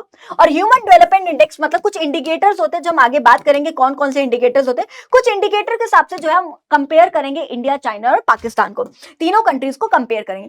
सो अगर आपको यहां देख पा रहे हो, हम बात करेंगे, सबसे पहले हम बात करेंगे डेमोग्राफिक इंडिकेटर्स पे हम चल रहे हैं। डेमोग्राफिक इंडिकेटर्स का मतलब है पॉपुलेशन के बेसिस पे जो है हम कंपेयर करेंगे तीनों कंट्रीज को, इंडिया, चाइना और पाकिस्तान को। और ये जो डेटा है मेरे पास वो 2017 से 18 के बीच का डेटा है, ध्यान में रखिएगा। मेरे पास जो लेटेस्ट डेटा है वो है 2017 और 18 का, ठीक है। चलिए जी अब बात करते हैं इंडिया की, बात करते हैं। सो एस्टिमेटेड पॉपुलेशन मिलियंस के हिसाब से बात करी जा रही है कि इंडिया की जो पॉपुलेशन है वो 2017-18 की बात है 1352 मिलियंस में, और चाइना की है 1393, और पाकिस्तान में है 212, ठीक है। वैसे तो अब एक क्रॉस हो गया, अगर मैं मैं आज की बात करूं तो आज हमारे देश में बहुत ज्यादा पॉपुलेशन है, 142 करोड़ के आसपास हमारे देश में पॉपुलेशन होगी और चाइना को क्रॉस कर दिया। ऑब्वियसली डेटा मेरे पास पुराना है, 2017-18 का डेटा है, ठीक है जी। उसके हिसाब से चाइना की पॉपुलेशन अगर मैं बात करूं बहुत ज्यादा है, उसके बाद इंडिया की पॉपुलेशन और पाकिस्तान में पॉपुलेशन जो है बहुत ही ज्यादा क्या है, कम है। लेकिन अगर एक्चुअल में बात करूं तो अब चाइना को क्रॉस कर दिया हमारे भारत ने। अब बात करते हैं एनुअल ग्रोथ रेट की, बात करते हैं कि पॉपुलेशन कितनी स्पीड से बढ़ रही है। इंडिया की बात करें तो 1.03 है कि इतनी स्पीड से हमारे देश में बढ़ रही है। चाइना में बहुत कम, क्योंकि चाइना में जो है वन चाइल्ड पॉलिसी को अडॉप्ट कर लिया था, तो इसलिए जो चाइना में जो ग्रोथ ऑफ पॉपुलेशन है वो बहुत ज्यादा कम है। क्यों है? क्योंकि चाइना ने वन चाइल्ड पॉलिसी अडॉप्ट कर ली कि एक ही बच्चा करना। और पाकिस्तान में बहुत ज्यादा जो है, अगर मैं बात करूं पाकिस्तान की, अगर मैं बात करूं तो बहुत ज्यादा जो है ग्रोथ ऑफ पॉपुलेशन बढ़ रहा है। इसका कारण भी अगर मैं बता सकती हूँ, प्लीज बुरा वगैरह मत माना, बट एक्चुअल रीजन बताती हूँ। क्योंकि पाकिस्तान में जो है, अगर आपने देखा होगा, एक इंसान की एक से ज्यादा बीवियां होती है, दो दो तीन तीन बीवियां होती है, एग्जांपल मैं लेती हूँ, तो हर बीवी से एक एक बच्चा भी अगर मैं मान के चलूं, तो इस चक्कर में जो समझ रहे हो पॉपुलेशन जो है, पॉपुलेशन की जो ग्रोथ रेट है वो बहुत ज्यादा बढ़ रही है पाकिस्तान में। अब बात करते हैं डेंसिटी पर स्क्वायर किलोमीटर का मतलब क्या है कि अगर मैं बात करूं 1 किलोमीटर के दायरे में कितने लोग रह रहे हैं, 1 किलोमीटर के दायरे में कितनी पॉपुलेशन रह रही है। तो अगर मैं बात करूं इंडिया की कि 1 किलोमीटर के दायरे में 455 लोग रह रहे हैं। अगर चाइना की बात करूं तो 1 किलोमीटर के दायरे में सिर्फ 148 लोग रह रहे हैं। अगर आपके पॉपुलेशन चाइना में इतनी ज्यादा है, बट इतने कम लोग क्यों रह रहे हैं? क्योंकि जितना इंडिया है ना, चाइना उससे 3 गुना ज्यादा है, इतना बड़ा देश है, ठीक है। इसलिए वहां थोड़े लोग खुले खुले रहे हैं, समझ रहे हो क्या बात करूं? इसलिए 1 किलोमीटर के दायरे में लोग थोड़े कम रह रहे हैं, क्योंकि काफी बड़ा है, ठीक है जी। और अगर पाकिस्तान की बात करें तो 275, 1 किलोमीटर के दायरे में कितने लोग रह रहे हैं? 275, क्योंकि पाकिस्तान जो है इंडिया से भी छोटा है, ठीक है, सीधी सी बात है, इंडिया से भी जो है छोटा है पाकिस्तान, इसलिए पॉपुलेशन कम है, बट फिर भी आप देख रहे हो 1 किलोमीटर के दायरे में कितने लोग रह रहे हैं, क्योंकि छोटा है, भीड़ भड़का ज्यादा हो गया। चलिए अब बात करते हैं सेक्स रेशियो की। बात करते हैं सेक्स रेशियो का मतलब है कि अगर 1000 मेन है तो उसके कंपैरेटिवली कितनी वुमेन्स है। इंडिया की बात करें तो 924, चाइना की बात करें तो 949, और अगर पाकिस्तान की बात करें तो 943। अगर मैं बात करूं इंडिया में सबसे कम है, कितना ज्यादा गैप है, इंडिया में सबसे कम है। अगर आप देख लो कि 1000 मेन है तो सिर्फ 924 फीमेल है, तो तीनों में बुरी हालत, तीनों में वही इनइक्वालिटी है। लड़का चाहिए भाई, लड़कियां नहीं चाहिए, है ना, फीमेल नहीं चाहिए, बेटा चाहिए, बेटी नहीं चाहिए, है ना, वही सेम जेंडर इनइक्वालिटी की प्रॉब्लम है। लेकिन इंडिया में अगर आप देख पा रहे हो तो सबसे ज्यादा है, सबसे कम फीमेल्स है इंडिया के अंदर, अगर आप देख पा रहे हो। ये मेरे पास डेटा देख लीजिए प्लीज, 2017-18 का।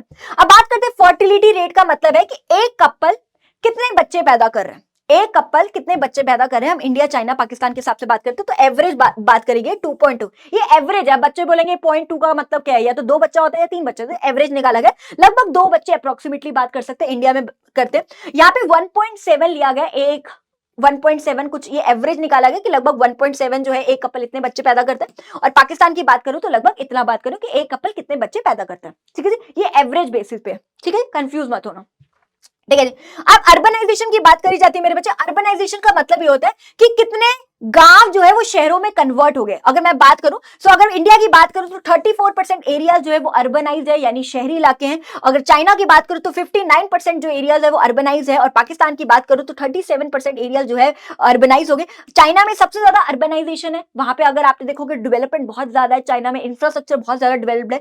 इंडिया में सबसे कम है, इंडिया में गांव बहुत है, रूरल एरियाज बहुत ज्यादा, आपको पता ही, तो इंडिया में कम अर्बनाइजेशन हुई है, यानी as compare to other countries अगर मैं बात करूं इंडिया में कम अर्बनाइजेशन हुई। इंडिया में अभी भी बहुत सारे रूरल एरियाज गांव वगैरह है, ठीक है जी। तो ये हमने जो है कंपेयर किया इंडिया, चाइना और पाकिस्तान के बीच में। अब बात करते हैं मेरे बच्चे, जो अगला टॉपिक है वो आपका जीडीपी एंड सेक्टरल चेंजेस के बारे में है। यहाँ अगर मैं बात करूं तो हम जीडीपी के लेके बात करेंगे, और ये मेरे पास जो डेटा है वो 1980 से लेके 2017 तक है, मतलब 1980 और 90 वाला, और 2015 से 17, ये मेरे पास डेटा है, रीसेंट डेटा। 3 कंट्रीज को लेके चलेंगे और जीडीपी के हिसाब से ही हम बात करेंगे, फटाफट से देख लीजिए। अगर बात करें इंडिया की, बात करें तो 1980 और 90 में इंडिया का जीडीपी कितना है, 5.7%। ये डेटा परसेंटेज की फॉर्म में, ध्यान समझना। तो ये हमारा जो भारत है वो कितना कंट्रीब्यूट कर रहा था जीडीपी में, सिर्फ 5.7% जीडीपी में कंट्रीब्यूट कर रहा था। और इसके बाद तो आपको पता है 1991 में न्यू इकोनॉमिक पॉलिसीज आ गई थी, रिफॉर्म्स आ गए थे, तो देश का जीडीपी बढ़ा था। उसके बाद अगर हम बात करें तो देश का जीडीपी काफी बढ़ा था, यानी देश में प्रोडक्शन बहुत बड़ी थी, देश का जीडीपी भी बहुत बड़ा था। चाइना की बात करें तो चाइना पहले बहुत ज्यादा कंट्रीब्यूट कर रहा था जीडीपी में, लेकिन अब चाइना जो है कम कंट्रीब्यूट कर रहा है जीडीपी में। ऐसा क्यों? क्योंकि पहले चाइना में बहुत प्रोडक्शन थी, बहुत एक्सपोर्ट बहुत होता था, एक्सपोर्ट बहुत ज्यादा होता था चाइना का, बहुत प्रोडक्शन हो रही थी, इस वजह से चाइना का जीडीपी बहुत ज्यादा था। लेकिन आज की बात करूं तो अब लोगों को पता चल गया कि भाई चाइनीज प्रोडक्ट इतने अच्छे नहीं होते, उसकी घटिया क्वालिटी होती है, तो लोगों को अवेयर होगी कि भाई चाइना के प्रोडक्ट इतने अच्छे नहीं होते। इस वजह से अब चाइना का एक्सपोर्ट इंपोर्ट कम हो गया, चाइना अब कम प्रोडक्शन कर रहा है, और कम प्रोडक्शन हो रही है तो चाइना भी अब जीडीपी में जो कंट्रीब्यूशन है वो क्या कर रहा है, कम कर रहा है एज कंपेयर टू पहले की बात करी जाए। पाकिस्तान की बात करी जाए तो पाकिस्तान में तो इस टाइम पे नया नया वो आया था, इकोनॉमिक रिफॉर्म्स आए थे, तो पहले तो बहुत ज्यादा कंट्रीब्यूट कर रहा था जीडीपी में, लेकिन अगर आज की बात करें तो पाकिस्तान भी बहुत ज्यादा कम कंट्रीब्यूट कर रहा है जीडीपी में। पाकिस्तान में बहुत ज्यादा कम प्रोडक्शन हो रही है, इंडस्ट्रियल प्रोडक्शन की बात करें तो बहुत ही कम हो रही है पाकिस्तान में। ये अपना पैसा कहाँ यूज करता है पाकिस्तान, ये मिसाइलें बनाने में, बम बारूद टैंकर ये सब बम ब्लास्ट इन चीजों में तो करता ही है ना। इससे अच्छा प्रोडक्शन कर ले तो बेटर रहेगा, है ना, ताकि जीडीपी तो बढ़े पाकिस्तान का। ठीक है, तो वही हम बात कर रहे हैं। अगर बात करी जाए तो इंडिया, आज की बात करें तो इंडिया का जीडीपी बढ़ रहा है as compare to other countries की अगर हम बात करें। ठीक है जी, अब बात करते हैं आगे जो है सेकंड पॉइंट के, हम दो पर्सपेक्टिव में बात किया, पहले हम जीडीपी के हिसाब से बात करें, अब हम सेक्टर्स की बात करें, सेक्टरल चेंज की बात करें। सेक्टर्स का मतलब क्या है, डिफरेंट डिफरेंट सेक्टर्स होते हैं ना, there are 3 types of sectors, एक primary sector, secondary sector, tertiary sector, right. तो एग्रीकल्चर मतलब प्राइमरी सेक्टर, इंडस्ट्री मतलब सेकेंडरी सेक्टर, सर्विस मतलब टर्शियरी सेक्टर। तीनों कंट्रीज का लेके हम चलेंगे, इंडिया, चाइना और पाकिस्तान। ठीक है जी, तो उनका क्या कॉन्ट्रीब्यूशन है जीडीपी में, डिफरेंट डिफरेंट सेक्टर्स का। और उसके बाद शेयर ऑफ वर्कफोर्स या फिर डिस्ट्रीब्यूशन ऑफ वर्कफोर्स, यानी जो वर्कफोर्स मतलब जो लोग हैं वो डिफरेंट डिफरेंट सेक्टर्स में कितने कितने परसेंट लोग काम कर रहे हैं, करते हैं, समझते हैं। अगर मैं बात करूं मेरे बच्चे, सबसे पहले ध्यान से समझिएगा, सबसे पहले ध्यान समझिएगा, जो इंडिया है वो एग्रीकल्चर में, जो इंडिया का एग्रीकल्चर वो जीडीपी में कितना कंट्रीब्यूट कर रहे हैं वो बात करें। जो इंडिया का एग्रीकल्चर वो सिर्फ 16%, ये हमारे पास जो डेटा है वो परसेंटेज की फॉर्म है, याद रखना। जो इंडिया का एग्रीकल्चर वो सिर्फ 16% जो है कंट्रीब्यूट कर रहा है जीडीपी में। और चाइना की बात करें तो चाइना का जो एग्रीकल्चर है वो सिर्फ 7% कंट्रीब्यूट कर रहा है जीडीपी में। और पाकिस्तान की बात करें तो पाकिस्तान का एग्रीकल्चर जो है 24% कंट्रीब्यूट कर रहा है जीडीपी में। अगर बात करें तो पाकिस्तान इस चीज में सबसे आगे, उसके बाद दूसरे नंबर पे इंडिया है और तीसरे नंबर पे क्या है, चाइना है। तो पाकिस्तान एग्रीकल्चर सेक्टर में बहुत ज्यादा आगे है। इसका रीजन एक ये भी है कि जब बंटवारा हुआ तो कुछ रिच फूड प्रोड्यूसिंग एरियाज थे, जैसे कि वेस्ट पंजाब हो गया, सिंध हो गया, वो पाकिस्तान में चले गए। इस वजह से पाकिस्तान में एग्रीकल्चर प्रोडक्शन बहुत ही ज्यादा है। ठीक है, तो इस चक्कर में पाकिस्तान काफी आगे एज कंपेयर टू इंडिया और चाइना। अब बात करते हैं वर्कफोर्स के हिसाब से बात करते हैं। सो इंडिया की अगर बात करें 43% पॉपुलेशन जो है एग्रीकल्चर सेक्टर पे डिपेंड है, 43% पॉपुलेशन एग्रीकल्चर सेक्टर पे डिपेंड है। और कितना कंट्रीब्यूट कर रही है जीडीपी में, सिर्फ 16%, यानी बहुत कम कंट्रीब्यूशन हो रहा है जीडीपी में। जितनी पॉपुलेशन डिपेंड है उसके हिसाब से बहुत कम कंट्रीब्यूशन हो रहा है जीडीपी में। ठीक है जी, क्योंकि आज भी हमारे भारत में बहुत सारी प्रॉब्लम है, बहुत गरीबी है फार्मर्स को लेके, आज भी वो रेनफॉल पे डिपेंड है, आज भी बहुत सारे फार्मर्स जो है अच्छी क्वालिटी की सीड्स वगैरह अफोर्ड नहीं कर पा रहे, फाइनेंशियल क्राइसिस जूझ रहे, जमींदारी सिस्टम है, वही सारी चीजें तभी बोल रहे इतने पॉपुलेशन डिपेंड होने पर भी कितना कंट्रीब्यूट है जीडीपी में, सिर्फ 16%। चाइना की बात करें तो 26% पॉपुलेशन डिपेंड है एग्रीकल्चर सेक्टर में, लेकिन सिर्फ 7% कंट्रीब्यूट कर रही है जीडीपी में, बहुत ही कम कर रही है। और पाकिस्तान की बात करूं तो कर रही, अच्छी खासी पॉपुलेशन डिपेंड है पाकिस्तान की भी एग्रीकल्चर सेक्टर में, लेकिन इंडिया से कम है ना, लेकिन इंडिया से ज्यादा कंट्रीब्यूट कर रही है जीडीपी में। तो अगर बात करें तो पाकिस्तान जो है एग्रीकल्चर सेक्टर में थोड़ा ज्यादा है as compare to India and China. चलिए अब बात करते हैं इंडस्ट्रियल सेक्टर को लेके। जो इंडिया का इंडस्ट्रियल सेक्टर है वो जीडीपी में 30% कंट्रीब्यूट कर रहे हैं, चाइना का जो इंडस्ट्रियल सेक्टर है वो 41% कंट्रीब्यूट कर रहे हैं, और पाकिस्तान का जो इंडस्ट्रियल सेक्टर है वो सिर्फ 19% कंट्रीब्यूट कर रहे हैं। तो अगर मैं बात करूं इंडस्ट्रियल सेक्टर में चाइना बहुत आगे, इंडस्ट्रीज में चाइना बहुत आगे, दूसरे नंबर पे हमारा भारत देश है, और एग्रीकल्चर इंडस्ट्रियल सेक्टर में पाकिस्तान बहुत ही ज्यादा जो है पीछे, बहुत पीछे अगर मैं बात करूं। तो अगर पॉपुलेशन की बात करें 25% पॉपुलेशन जो है हमारे भारत की इंडस्ट्रियल सेक्टर पे डिपेंड है, और कंट्रीब्यूट कितना कर रही है, 30%, तो अच्छा कर रही है। सिर्फ 25% पॉपुलेशन जो है इंडस्ट्रियल सेक्टर पे डिपेंड है, इंडस्ट्रीज पे डिपेंड है, और कंट्रीब्यूशन 30% कर रही है, जो अच्छा है, बुरा नहीं, अच्छा है। और अगर मैं चाइना की बात करूं 28% पॉपुलेशन जो है इंडस्ट्रियल सेक्टर पे डिपेंड है, और कितना कंट्रीब्यूट कर रही है जीडीपी में, 41%, जो कि बहुत अच्छी है। और अगर चाइना की पाकिस्तान की बात करूं 24% पॉपुलेशन इंडस्ट्रियल सेक्टर पर कंट्रीब्यूट कर रही है, सिर्फ 19%, बहुत कम जो है कंट्रीब्यूट कर रही है हमारा, मतलब जो पाकिस्तान का जो इंडस्ट्रियल सेक्टर है बहुत ज्यादा, बहुत ही कम कंट्रीब्यूट कर रहा है जीडीपी में, बहुत ही ज्यादा कम कंट्रीब्यूट कर रहा है जीडीपी में। और इसके कारण भी है कि पाकिस्तान में एक तो बहुत ज्यादा गरीबी है, पाकिस्तान में इंडस्ट्रियल सेक्टर में इतनी ज्यादा प्रोडक्शन नहीं हो रही है, जो पैसा आता है वो बम बारूद इन चीजों में इस्तेमाल कर देते हैं वो, तो वही कारण है कि पाकिस्तान का जो इंडस्ट्रियल सेक्टर है वो बहुत ही ज्यादा कम कंट्रीब्यूट कर रहा है जीडीपी में। अब बात करते हैं सर्विस सेक्टर की, बात करते हैं सर्विस सेक्टर जैसे बैंकिंग वगैरह की हम बात करते हैं, ध्यान समझिएगा। जो इंडिया का जो सर्विस सेक्टर, अगर मैं बात करूं मेरे बच्चे, जो इंडिया का सर्विस सेक्टर है वो 54% जो है कंट्रीब्यूट कर रहा है जीडीपी में, चाइना का 52% कंट्रीब्यूट कर रहा है जीडीपी में, और पाकिस्तान का 57% कंट्रीब्यूट कर रहा है जीडीपी में। ये डेटा मेरे पास 2018-19 का, ध्यान समझिएगा।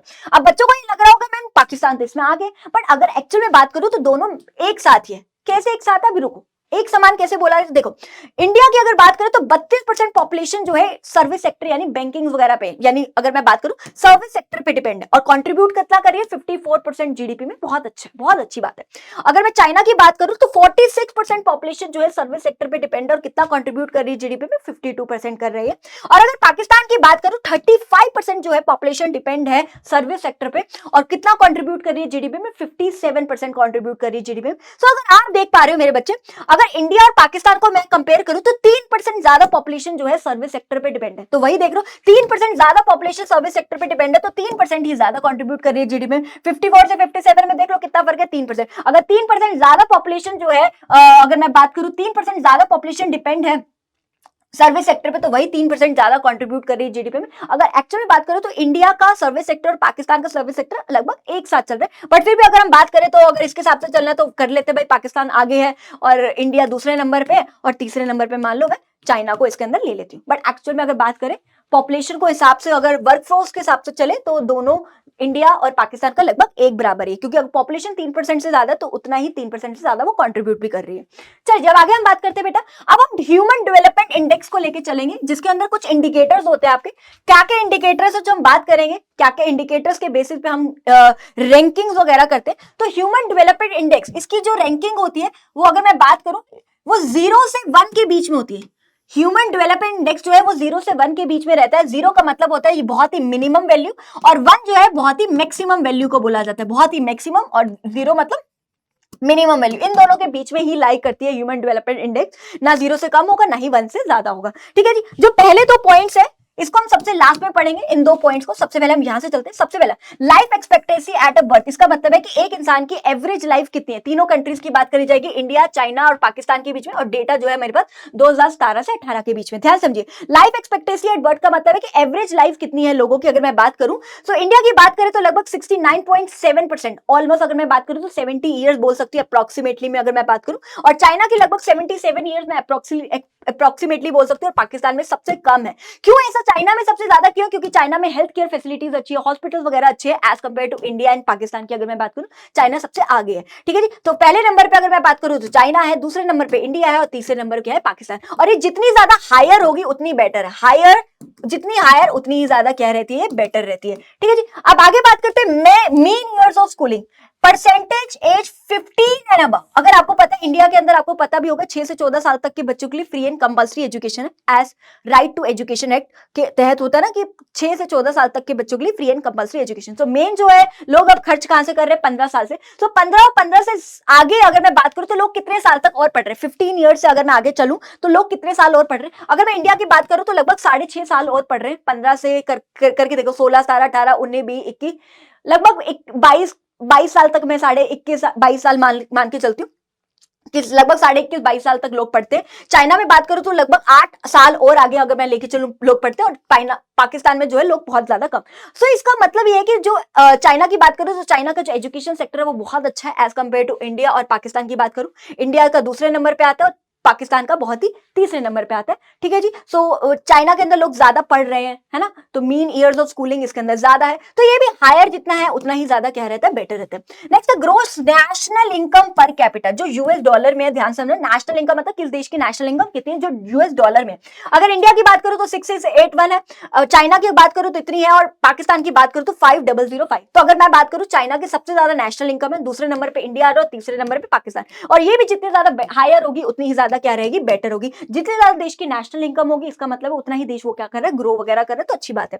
नेक्स्ट है percentage of people living below poverty line, कितने लोग हैं जो गरीबी रेखा के नीचे रह रहे हैं। अगर मैं बात करूं ये 21.9 एक स्टार है, मतलब अगर ये मेरे पास 2011 का डेटा है, ये भी 2011 का डेटा है, और डबल स्टार वाला ये मेरे पास 2015 का डेटा है, जो भी डेटा मिला होगा उनको। ठीक है, तो ध्यान समझना, ये 2011 का डेटा है और ये जो है 2015 का डेटा है, ये 2015 का डेटा है। तो अगर मैं बात करूं, अगर आप देख पा रहे होगे चाइना के अंदर गरीबी रेखा के नीचे बहुत ही कम लोग रह रहे हैं, इंडिया में उसके बाद, और पाकिस्तान में तो बहुत ज्यादा गरीबी रेखा के नीचे रह रहे हैं। पाकिस्तान में बहुत ज्यादा गरीबी है, इसके पीछे बहुत सारे कारण है। एक तो जो अगर मैं बात करूं पॉलिटिकल इंस्टेबिलिटी है, सरकार ही नहीं टिकती वहां पे, और बहुत सारी प्रॉब्लम्स हम जो बात करेंगे। तो पाकिस्तान में बहुत ज्यादा गरीबी है, चाइना में बहुत कम गरीबी है, और इंडिया में भी गरीबी है। मैं बात नहीं करी, इंडिया में गरीबी भी बहुत ज्यादा, लेकिन पाकिस्तान में तो इंडिया से भी ज्यादा है। तो ये लोअर द बेटर है, जितनी कम होगी गरीबी उतना ही हमारे देश के लिए क्या है, अच्छा है। तो लोअर द बेटर, इसमें भी चाइना सबसे आगे।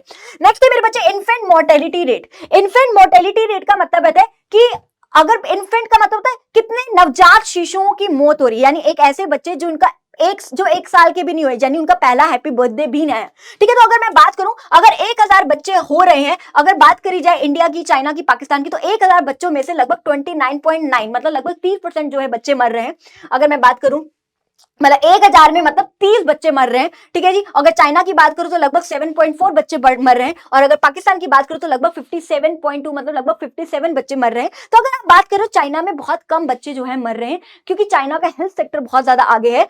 इंडिया का भी अच्छा है, लेकिन अगर आप देख पा रहे हो एज कंपेयर टू चाइना थोड़ा पुअर है। और पाकिस्तान में तो बहुत ज्यादा जो है नवजात शिशुओं की मौत हो रही है, यानी एक ऐसे बच्चे जो अभी 1 साल के भी नहीं हुए और उनकी जो है डेथ हो रही है because of medical facility. China की मेडिकल फैसिलिटीज बहुत अच्छी है, इंडिया की अच्छी है, लेकिन एज कंपेयर टू चाइना कम है, और पाकिस्तान की बहुत ही ज्यादा बुरी है। तो ये लोअर जितनी होगी उतनी ही ज्यादा क्या है, बेटर है। ठीक है जी।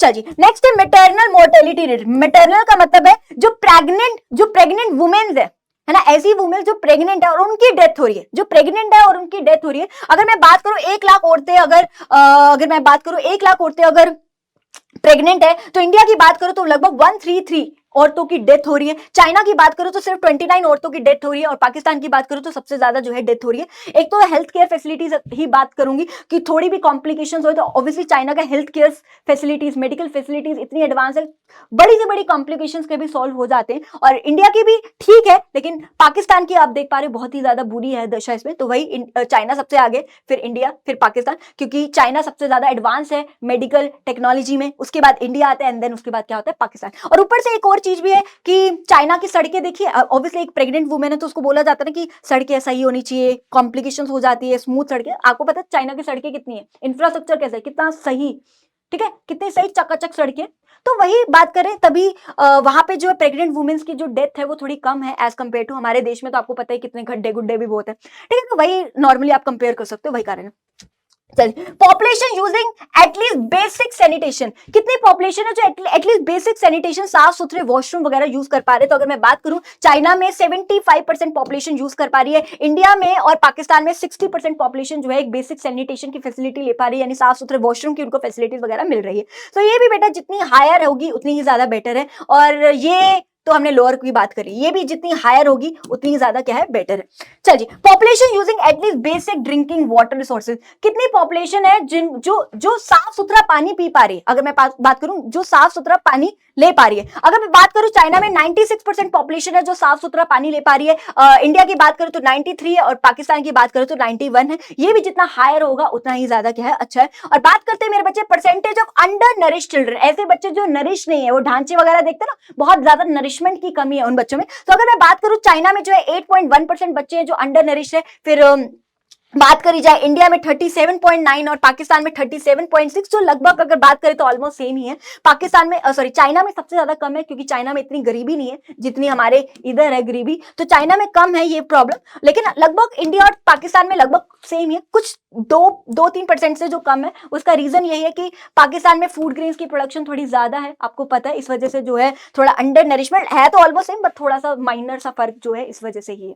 ठीक है जी, तो वही, और ये भी जितनी अंडर नरिशमेंट वाली प्रॉब्लम भी जितनी कम होगी उतनी ही ज्यादा क्या है, अच्छी है। और ये जितनी हायर, ये हायर, ठीक है। तो हर एक चीज में अगर आप देख पा रहे हैं इसमें अगर मैं बात करूं चाइना सबसे आगे, उसके बाद इंडिया आता है, एंड देन उसके बाद क्या आता है, पाकिस्तान आता है। और इसी को देखते हुए जो है ह्यूमन डेवलपमेंट इंडेक्स दिया गया है। तो अगर मैं बात करूं सबसे मिनिमम 0 है और सबसे मैक्सिमम क्या रहता है, 1 रहता है। सो इंडिया जो है, इंडिया का जो HDI है वो है 0.645, चाइना की 0.761 और पाकिस्तान की 0.557। तो चाइना की सबसे आगे है, फिर उसके बाद इंडिया, एंड देन क्या है, पाकिस्तान।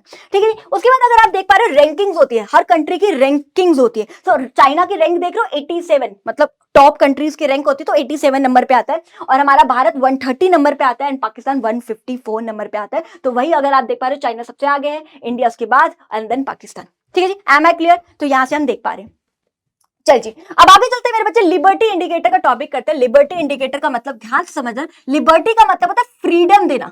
तो एक इंडिकेटर्स होते हैं जिसमें लोगों को आजादी दी जाती है। आजादी किस चीज से रिलेटेड उनको आजादी दी जाती है, कौन से डिसीजंस लेने की आजादी दी जाती है? एक होता है सोशल डिसीजन लेने की, यानी समाज से रिलेटेड डिसीजन लेने की उनको आजादी दी जाती है, और दूसरा पॉलिटिकल डिसीजन, मतलब सरकार, कौन सी सरकार चुननी है, इलेक्शंस वगैरह होते हैं ना हमारे भारत में, है ना, कौन सी पॉलिटिकल पार्टी को चुनना है, कौन से लीडर को चुनना है, तो इससे रिलेटेड डिसीजन लेने की भी हमारे देश में उनको आजादी दी जाती है। हमको पता है भारत में आजादी दी जाती है समाज से रिलेटेड कोई डिसीजन लेने में, या कौन सी पॉलिटिकल पार्टी को उनको चूज करना है, कौन से लीडर को, कौन से नेता को उनको चूज करना है, तो उससे रिलेटेड डिसीजन लेने की उनको आजादी दी जाती है, जो कि सबसे ज्यादा इंडिया में ही फ्रीडम दी जाती है। पाकिस्तान में और इंडिया में तो सबसे ज्यादा, चाइना की बात करो तो चाइना में वैसे सोशलिस्ट इकोनॉमी है, तो आपको पता ही है चाइना में तो सारे डिसीजन कौन लेती है, गवर्नमेंट लेती है, एक इंडिविजुअल के पास इतनी पावर नहीं है। और अगर मैं पाकिस्तान की बात करूं, वहां पे भी मान लिया इलेक्शन वगैरह हो जाए, तो वहां पे भी अगर आपको पता है पॉलिटिकल इंस्टेबिलिटी, वहां तो सरकार ही नहीं टिकती, 2 साल टिकी, 3 साल टिकी, 5 साल की अगर सरकार है तो वो सरकार ही नहीं टिक पाती, कभी एक साल के बाद बदल जाती है, कभी 2 साल के बाद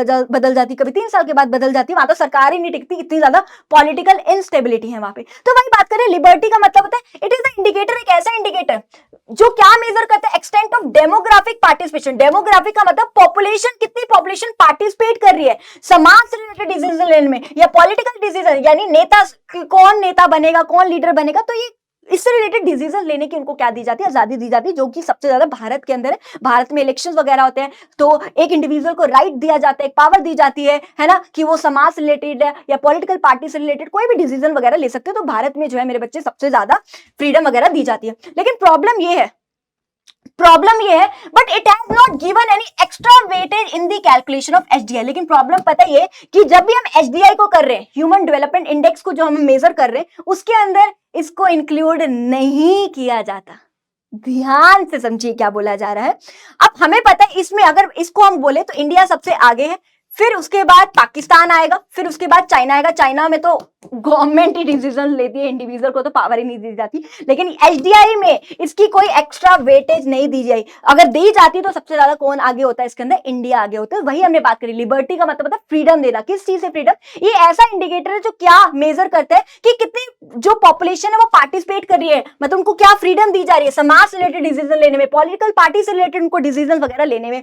तो लेकिन प्रॉब्लम है कि इसको कोई एक्स्ट्रा वेटेज, यानी वेटेज मतलब कोई एक्स्ट्रा इंपॉर्टेंस नहीं दी गई है in the calculation of HDI. जब हम ह्यूमन डेवलपमेंट इंडेक्स को हम करते हैं तो उसमें इसको कोई भी एक्स्ट्रा वेटेज नहीं दी गई। अगर दी जाती तो इंडिया सबसे आगे होता इसके अंदर। ठीक है जी, यहां तक मेरे बच्चे सबको क्लियर है। चल जी, अब अगला जो टॉपिक है ध्यान समझिएगा, अगला टॉपिक है री एमर्जेंस ऑफ पुअर्टी इन पाकिस्तान। क्या है मेरे बच्चे?